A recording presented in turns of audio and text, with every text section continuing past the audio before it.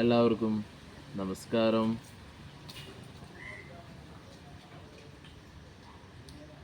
ജനനവും മരണവും മനുഷ്യജീവിതത്തിൻ്റെ രീതിയാണെന്നുള്ള മരണത്തെ തെറ്റായി നാം മനസ്സിലാക്കുന്നതിൻ്റെ ഒരു പ്രതീകമാണ് എപ്പോഴും. മരണം എന്ന് പറയുന്ന ഒന്നില്ല. കഴിഞ്ഞിടയിൽ ഒരു ഇൻ്റർവ്യൂ ചാനലിൽ ഞാൻ അവിടെ രാജയോഗയെക്കുറിച്ച് സംസാരിക്കുമ്പോൾ രാജയോഗ സാധന ചെയ്യുന്ന ഒരാൾ എന്നോട് പറഞ്ഞു, ഗുരുജി, അങ്ങക്ക് രാജയോഗ കണ്ണു തുറന്ന് ചെയ്യുന്ന ധ്യാനമാണെന്നുള്ളത് അങ്ങക്കൊന്ന് എക്സ്പ്ലെയിൻ ചെയ്യായിരുന്നു എന്നുള്ളത്.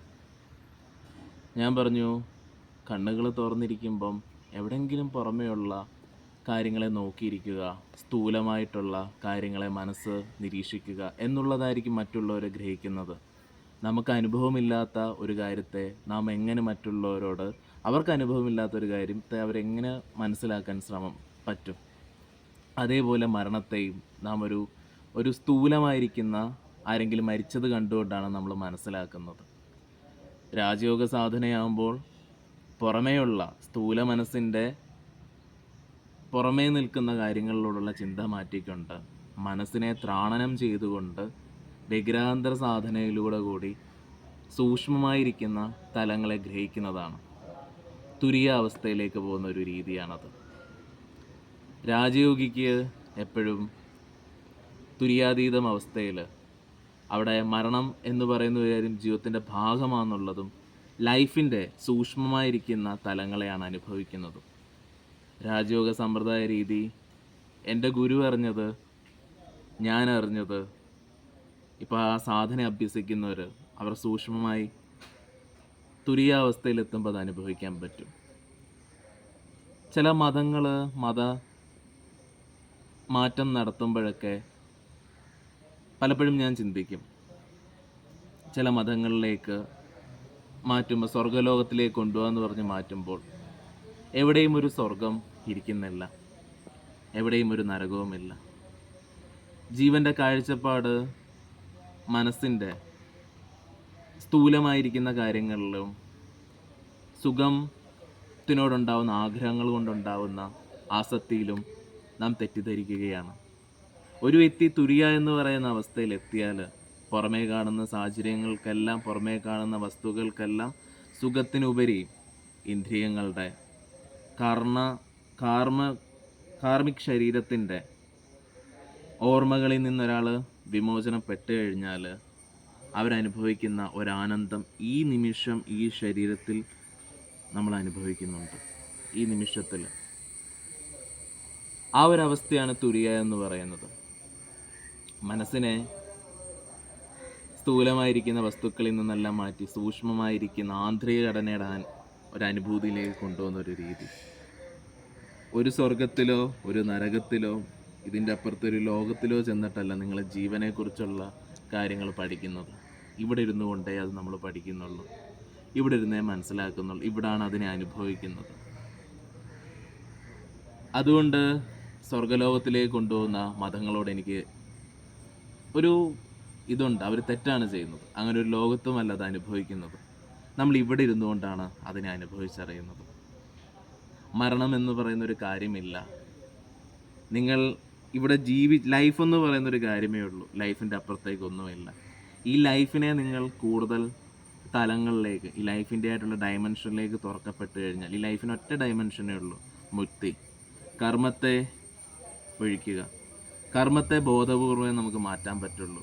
ഒരു വ്യക്തി സാധനയിലൂടെ, ആന്തരികപരമായുള്ള സാധനയിലൂടെ മനസ്സിനെ ത്രാടനം ചെയ്തുകൊണ്ട് സൂക്ഷ്മമായി ശൂന്യമായിരിക്കുന്ന അവസ്ഥയിലൂടെ കർമ്മത്തിലുണ്ടാവുന്ന നമ്മുടെ വ്യക്തിപരമായുള്ള ഒന്നിലും, നമ്മളിപ്പം നമ്മുടെ വീട്, കുടുംബം, നമ്മുടെ ജാതി, മതം, വെളുപ്പ്, കറുപ്പ്, പണം, ഇതിലൊന്നും കർമ്മത്തെ അതല്ല കർമ്മത്തിൻ്റെ പ്രവർത്തന രീതി.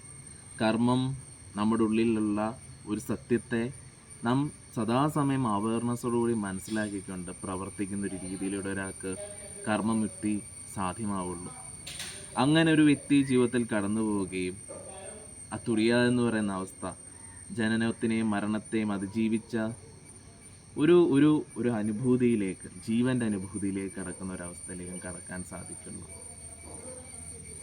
ഇതിന് ഒരു വ്യക്തി ഒരിക്കലും, നമ്മളെല്ലാം ഒരു മനുഷ്യജന്മം അവൻ്റെ കാരണ ശരീരത്തിലാണ് ജീവിച്ചുകൊണ്ടിരിക്കുന്നത്. അത് കർമ്മം കൊണ്ട് നിർമ്മിക്കപ്പെട്ടിരിക്കുന്നതാണ്. ഇന്ന് തൊട്ട് നിങ്ങൾ ദേഷ്യപ്പെടരുത് എന്ന് പറഞ്ഞു കഴിഞ്ഞാൽ കാരണ ശരീരത്തിൻ്റെ സൂക്ഷ്മതലത്തിൽ അതിൻ്റെ വാസനയും സംസ്കാരമേ ഉണരുള്ളൂ. അതിനാൽ അത് സാധ്യമാവുന്നതല്ല. ഇന്ന് തൊട്ട് കള്ളം പറയരുത് എന്ന് പറഞ്ഞാൽ സാധിക്കില്ല. ഇന്ന് തൊട്ട് നിങ്ങൾ കാമത്തെ മാറ്റണം എന്ന് പറഞ്ഞാൽ സാധിക്കില്ല. ലോഭങ്ങളെല്ലാം ഉപേക്ഷിച്ചുകൊണ്ട് നിങ്ങൾ ഈ ആനന്ദത്തിലേക്ക് വരണതും സാധിക്കില്ല. അത് സൂക്ഷ്മമായി, അത് നിർബന്ധപൂർവം ആർക്കും മാറ്റാൻ സാധിക്കില്ല. ഇന്നോട്ട് ഞാൻ അത് ചെയ്യില്ല എന്ന് പറയുമ്പം തൊട്ട് നിങ്ങളുടെ സംസ്കാരവും നിങ്ങളുടെ ആ ഒരു സൂക്ഷ്മ കർമ്മത്തിലുണ്ടായിരിക്കുന്ന തലങ്ങളും നിങ്ങളെ അതിലേക്ക് നയിക്കുള്ളൂ. അതിനാലാണ് ചില ആത്മീയപരമായുള്ള ദീക്ഷകൾ തരുന്നത്.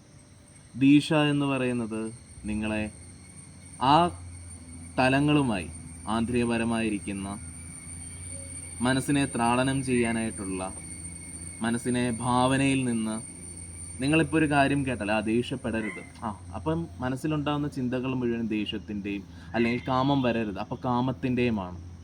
എന്നാൽ നിങ്ങളുടെ ഭാവന അവസാനിക്കണം. ഭാവന അവസാനിക്കുന്നിടത്തെ ആധ്യാത്മികത സ്റ്റാർട്ട് ചെയ്യുന്നുള്ളൂ. ആ ഭാവന അവസാനിക്കണമെങ്കിൽ ഗുരു നിങ്ങൾക്ക് ദീക്ഷ നൽകണം. ആ ദീക്ഷാ പ്രക്രിയയിലൂടെ നിങ്ങൾ കടന്നു പോകുമ്പോൾ നിങ്ങളുടെ ഭാവനയിൽ നിന്ന് മനസ്സിനെ ത്രാടനം ചെയ്തുകൊണ്ട് ബഹിരാന്ത സാധനങ്ങളിലേക്ക് നിങ്ങൾ ഇറങ്ങുകയും തുരിയ എന്ന് പറയുന്ന അവസ്ഥയിലേക്ക് എത്തുകയും ജീവമുക്തിയുടെ ആ ഒരു ഭാഗ്യമായി നിൽക്കുന്ന സുഖങ്ങളിൽ നിന്ന് ആന്തരികപരമായുള്ളതാണ് സത്യമെന്നുള്ളത് ഉള്ളിൽ റിയലൈസേഷൻ ചെയ്യുന്നൊരു സ്റ്റേറ്റിലേക്ക് നിങ്ങൾക്ക് കടന്നു വരാൻ സാധിക്കുള്ളൂ. അതിനാണ് ദീക്ഷ പോലുള്ള മാർഗങ്ങൾ. ഈ വരുന്ന തിരുവണ്ണാമലയിൽ സെപ്റ്റംബർ 8 മുതൽ 12 വരെയും ഗുരുജി ആഗ്രഹിക്കുന്നത് നിങ്ങളെ ഭാവന മുക്തരാക്കുക എന്നുള്ളതാണ്. ആന്തരികപരമായുള്ള അനുഭവങ്ങളിലേക്ക് കടന്നു വരാനായിട്ടാണ് ഈ വരുന്ന സെപ്റ്റംബർ 8 മുതൽ 12 വരെ ഈ സാധന പ്രക്രിയകളെല്ലാം വെച്ചിരിക്കുന്നത്. പങ്കുചേരുക, ജീവമുക്തിയുടെ പ്രാധാന്യം സ്വയമേ റിയലൈസേഷൻ ചെയ്യുക. നമസ്കാരം.